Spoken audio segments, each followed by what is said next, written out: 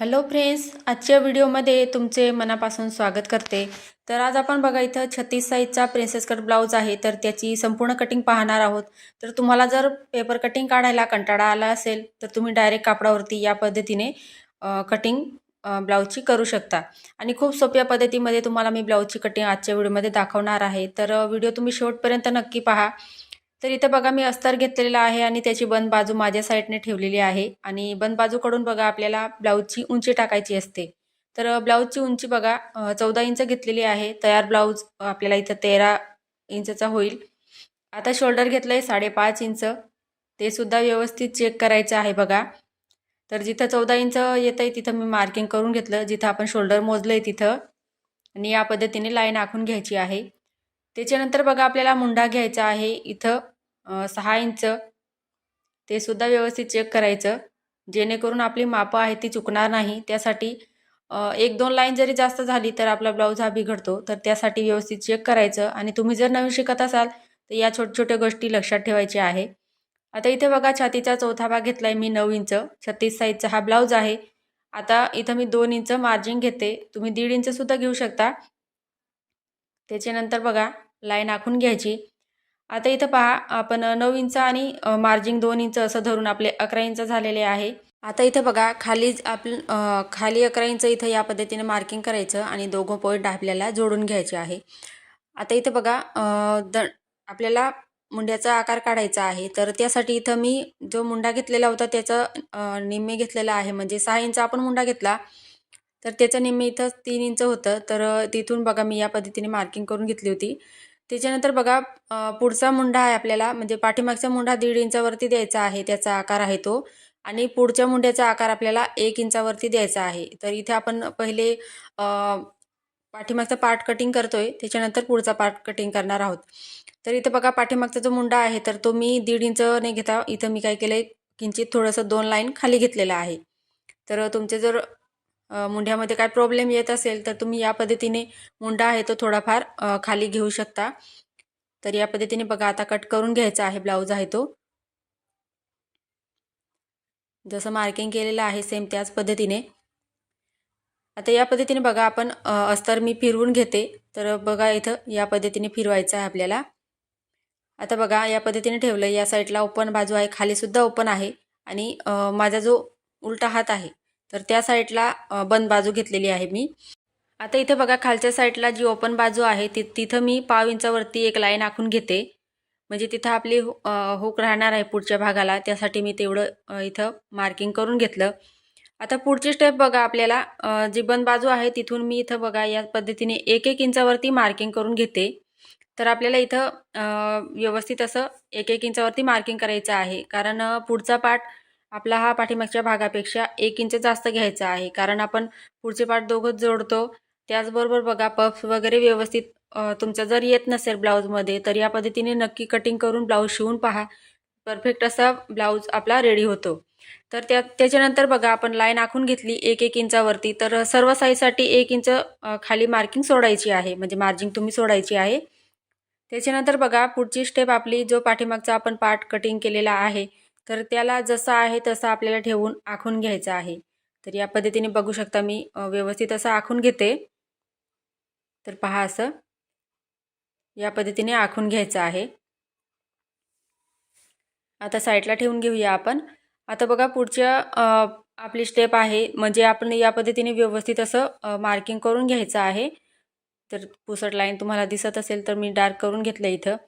आता इथं बघा आपण हा पाठीमागचा मुंड्याचा आकार दिलेला आहे तो जिथं आखून घेतलेला आहे, तर आपल्याला पुढच्या मुंड्याचा सुद्धा इथं आकार द्यायचा आहे, कारण आपण इथं आता पुढच्या भागाची कटिंग करणार आहोत त्यासाठी। तर व्यवस्थित बघा शोल्डर व्यवस्थित चेक केलं, मुंडा चेक केला। आता त्याच्यानंतर आपल्याला पुढचा मुंड्याचा आकार द्यायचा आहे 1 इंचावरती। आता इथे बघा या पद्धतीने व्यवस्थित असं इथं आकार देऊन द्यायचा। तर बघू शकता एकदम परफेक्ट असा आलेला आहे। आणि जो पाठीमागचा मुंडा होता तर त्याला मी क्रॉस मार्किंग केलं आहे, म्हणजे कटिंग करताना आपल्या लक्षात राहील। आता इथे बघा पुढचा गड्यासाठी आपल्याला गळा रुंदी इथं 2.5 इंच घ्यायची आहे, पाठीमागच्या गड्याला सुद्धा 2.5 इंच घ्यायची आहे। आता पुढचा गळा आपल्याला 6 इंच घ्यायचा आहे बघा। तर खाली सुद्धा गळा रुंदी 2.5 इंच घेतली आणि या पद्धतीने इथे बॉक्स तयार करून घेते बघा मी। तर सिंपल असा आपण इथं गोल गळ्याचा आकार द्यायचा आहे। तर पहा इथं मी या पद्धतीने आकार देऊन दिला। त्याच्यानंतर बघा आपल्याला इथं पुढचा जो उभा टक्स असतो आपला, तर त्याची मार्किंग करायची आहे। तर टक्सची मार्किंग करताना बघा शोल्डरच्या तिथे पट्टी ठेवायची आणि खाली इथं बघा मी 10.5 इंच घेतलेला आहे। उंची जर तुमची जास्त असेल तर तुम्ही 11, 11.5 असं घेऊ शकता। जो उभा टक्स घेतलाय मी तो, म्हणजे ब्लाऊजवरनं तुम्ही माप घ्यायचा आहे, त्याच्यानंतर तुम्ही इथं टक्स घ्यायचा आहे। आता उभी मार्किंग आपण 10.5 घेतली आणि आडवी मार्किंग बघा जिथं लाईन आखलेली आहे आपण तिथून 4 इंच आणि 2 लाईन घ्यायचे, म्हणजे 4.25 इंच इथं मी घेतलेला आहे। आता बघा व्यवस्थित अशी लाईन आखून घ्यायची, म्हणजे आडवी मार्किंग कुठे केली मी 4.25 इंचावरती, जी लाईन आपण हुकपट्टीसाठी काढलेली आहे तिथून। आता बघा जी मध्ये लाईन आखलेली आहे तिथून 2.5 इंच घेतलं आणि फिटिंगच्या साईडला सुद्धा आपल्याला 2.5 इंच वाढवायचं आहे। तर हे 2 ठिकाणी आपण वाढवलं आहे बघा। आता मधली जी लाईन आखलेली होती तिथून सुद्धा वरती 2.5 इंच घ्यायचं आहे, म्हणजे 3 ठिकाणी आपण 2.5 इंच घेतलेले आहे, बघू शकता। आता मुंडेच्या तिथून आपल्याला 1 इंचावरती मार्किंग करायची आहे। तर 1 इंच घेतलंय ते सर्व साईजसाठी आहे आणि खाली जे आपण 2.5 इंच घेतलेलं आहे तर ते साईजनुसार त्याच्यात बदल होत राहतात, तर त्यासाठी। तर इथे बघा आपल्याला आता प्रिन्सेसचा आकार द्यायचा आहे। आता या पद्धतीने मी कापड जो आहे तो फिरवून घेतलेला आहे, कारण या पद्धतीने मला आकार देता येत होता तसा, तर तो व्यवस्थित वाटत नव्हता, त्यासाठी बघा मी त्याच्या साईडहूनच मी इथं घेतलेला आहे। आणि जसं तुम्हाला चांगला आकार वाटत असेल तर तसं तुम्ही द्यायचं आहे आणि जेवढी तुम्ही प्रॅक्टिस करणार तेवढा ब्लाऊजमध्ये फिनिशिंगसुद्धा येतो आणि ब्लाऊजची कटिंगसुद्धा तुम्हाला परफेक्ट जमेल। तर बघू शकता मी इथं आखून घेतलेलं आहे। आता ही बघा ही जी मार्किंग होती तर ती आपली पाठीमागच्या भागाची फिटिंगची साईड आहे आपली ती, तर ती आणि पुढच्या भागाची फिटिंग करताना सारखं यावं यासाठी बघा मी इथून आखून घेतलेलं आहे तिरकस असं। आणि जो आपण हुकपट्टी लावणार आहे त्या साईडला सुद्धा 1/2 इंच घेतलेला आहे। तर बघू शकता तुम्ही स्क्रीनशॉटसुद्धा याचा काढू शकता, म्हणजे तुमच्या लक्षात येईल ब्लाऊज कटिंग कसा करायचा। जी मार्किंग आपण इथं घेतलेली आहे, म्हणजे शोल्डर मुंडा किती घेतलेला आहे, तर या पद्धतीने डायग्राम काढून ठेवायची आणि त्याच्यानंतर बघा इथं जी मार्किंग मापं घेतलेली आहे आपण ती लिहून ठेवायची, म्हणजे तुम्हाला कटिंग करायला सुद्धा सोपं जाईल। म्हणजे तुम्ही वही उघडून तुमचं इथं ब्लाऊजची कटिंग करू शकता। आता इथं बघा दोघं फिटिंगचे लाईन सारख्या याव्या यासाठी इथं बघा मी खालून व्यवस्थित असं कट करून घेतलेलं आहे आणि जे हुक साईडला आपल्याला 1/2 इंच मार्किंग केलं होतं ते सुद्धा मी इथं कट करून घेतलेलं आहे। तर इथे बघा आता जो मध्ये आपण 2.5 इंचाचा पॉईंट घेतलेला होता तर पफसाठी, तर खूप सुंदर असा हा पफ येत असतो ब्लाऊजला आणि कितीही तब्येत असू द्या तर तुम्ही या पद्धतीने जर ब्लाऊज कटिंग केला तर ब्लाऊज आहे तो एकदम परफेक्ट बसतो। तर तुम्ही सुद्धा एकदा नक्की ट्राय करा आणि व्हिडिओ जर तुम्हाला आवडला असेल तर प्लीज लाईक करून द्या व्हिडिओला। आता इथे बघा पुढच्या भागाची सुद्धा कटिंग झालेली आहे। आता राहिली आपली बाही कटिंग। तर जेवढा कापड आहे त्याच्यातच आपल्याला बाहीची कटिंगसुद्धा करायची आहे। तर अस्तरचं कापड आहे तर ते खालीवर आहे, त्यासाठी बघा व्यवस्थित पहिले ठेवून घ्यायचं, नाहीतर काय होईल एक बाही मोठी होईल आणि एक बाही छोटी होऊन जाईल।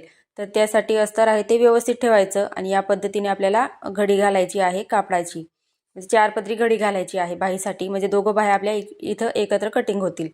आता इथं बघा छातीची घडी आपली 9 इंच होती, तर आपण 2 इंच मार्जिन घेतलेलं आहे।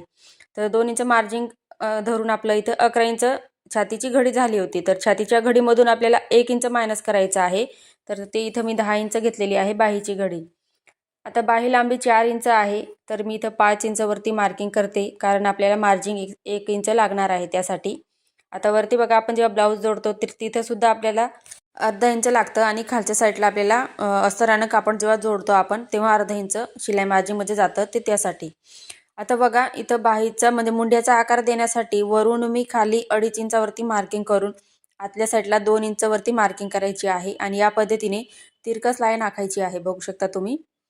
आता इथे बघा 3 मार्किंग करायची आपल्याला 2 इंचाच्या आणि पहिली जी मार्किंग केली आहे तिला खाली 1/2 इंच घ्यायचं आणि पुढचे जे 2 मार्किंग आहे तर त्यांना वरती घ्यायचं आहे 1/2 इंच।